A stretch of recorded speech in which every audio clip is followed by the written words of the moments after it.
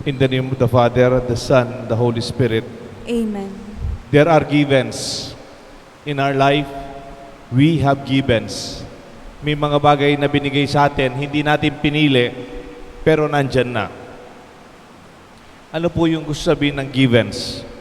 We did not choose them, we did not decide, and we did not ask for them. Pero nandyan. They are given.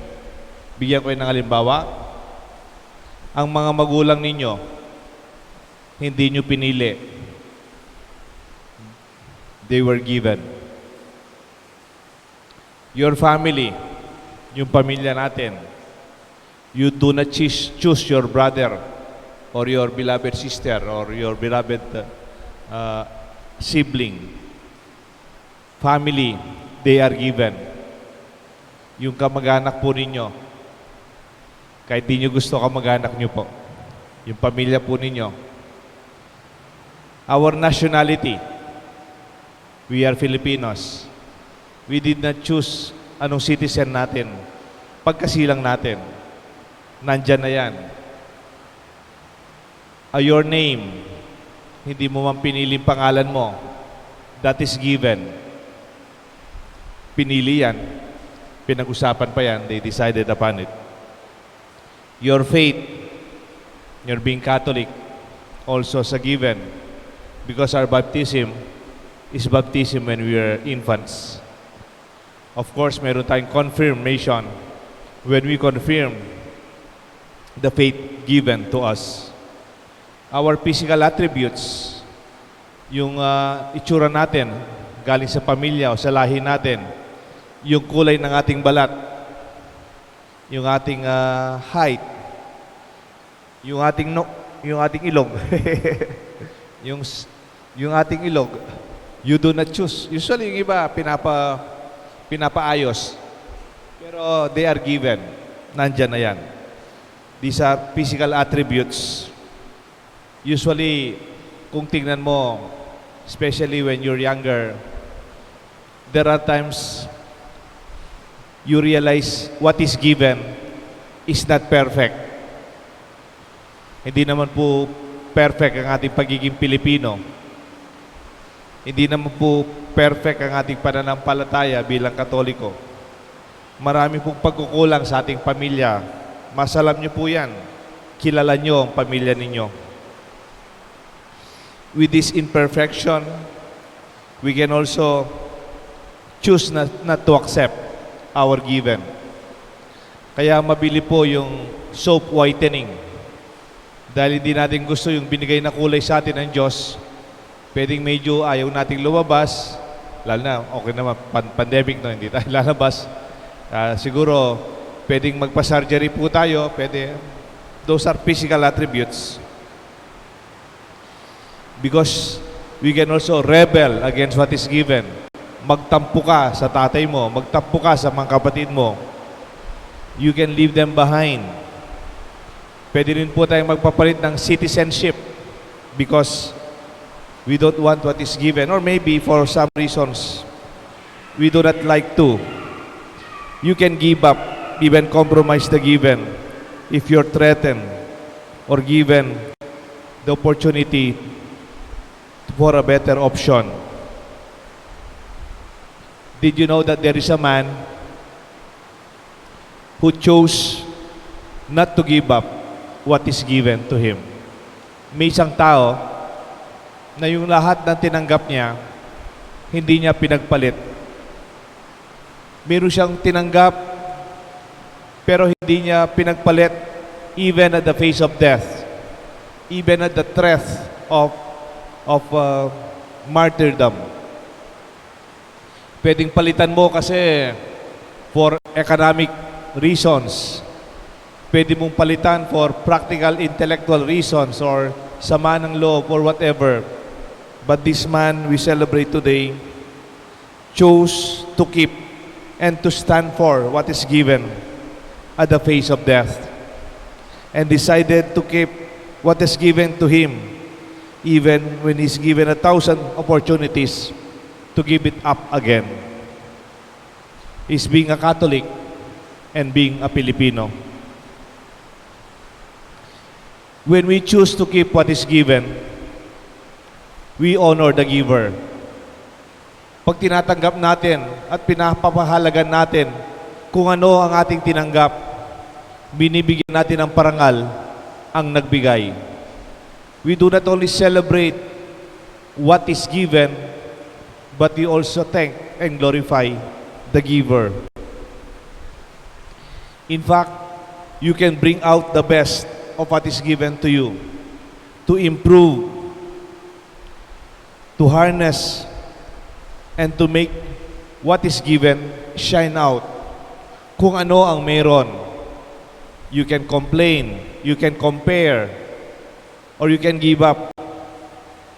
Make the giver of your given be proud of you also. Nagbigay na ho ba kayo ng regalo? Nagbigay ka na ng regalo? Di ba kung minsan, kahit ako, prinsipyo ko, pag binigay ko regalo, tapos na yun. Bahala na sila kung anong gagawin nila. Pero medyo masaya ka rin, di ba? Pag may binigay kang regalo, tapos you see it is appreciated, o ginamit nila, or they celebrated the joy of receiving a gift. Whatever is given to us, is not only that we use it or enjoy it, maximize it, we glorify the giver. Nung nasa seminaryo po kami, meron kaming matandang poster. Ewan ko kung nandun pa. Poster po doon, first year college kami. Nakalagay doon sa poster,